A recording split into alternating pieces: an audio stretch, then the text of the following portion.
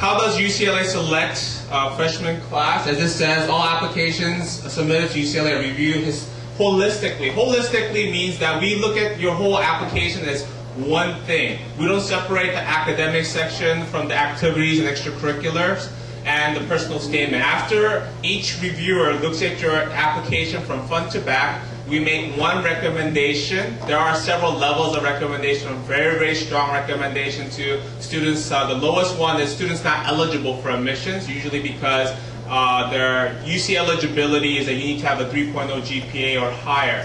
If students that usually don't have that high GPA, we generally say, oh, the student's not good, we cannot offer them admissions just strictly based on GPA per se. So it varies, it varies from different degrees.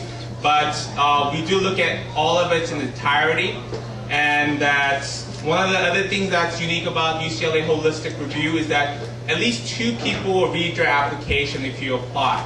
And we don't know, like let's say if I'm reading one student's application, I don't know who that other person is. It's a blind review, so we can't collaborate and say, okay, I really like this student, and the parents offered me to buy me a BMW or something like that if I try to get them in.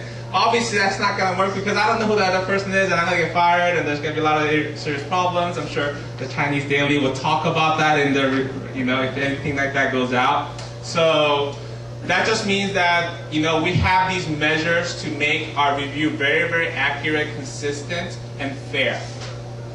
Can we go to the next slide? I have like 20, actually about 33 slides, but realistically, I'm going to just look at the first 5 or 6.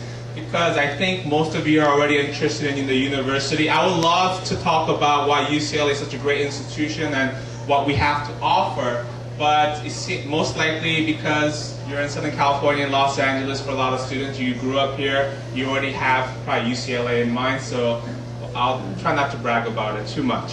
But in the holistic review, there are some very critical things that we consider in the admissions process. Obviously, we're going to always start with the academics because we're an academic institution. Let's talk about the GPA. There are 2 GPAs that we consider at UCLA specifically.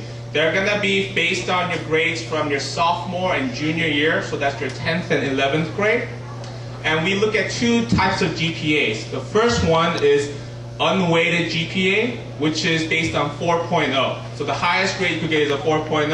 I guess the lowest is a 0.0. So that we don't factor in the extra point for your AP, honors, IB, or college level courses. But the second GPA does factor that in. So the GPA is, for the second GPA we look at, and it's a little bit more important than the unweighted GPA, is the fully weighted GPA. So we will give you the extra point for any UC recognized honors, all AP, IB, and transferable college level courses are given the extra point for your GPA calculation. And a lot of people always ask me, so what was the average GPA unweighted and weighted for admissions last year? And do you guys want to know? Or, oh, you do. I always ask because that's the average. Students with lower ones have gotten in definitely, and students that have higher ones have gotten in and have not gotten in either. So, but with that in mind, the unweighted GPA last year was 3.86 or 3.87, I believe. Fully weighted was a 4.38, I believe, or 3.87, something in that range.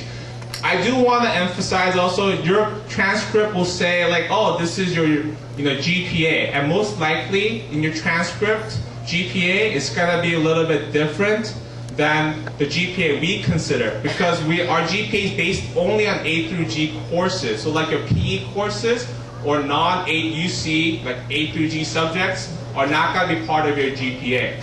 And some of the honors courses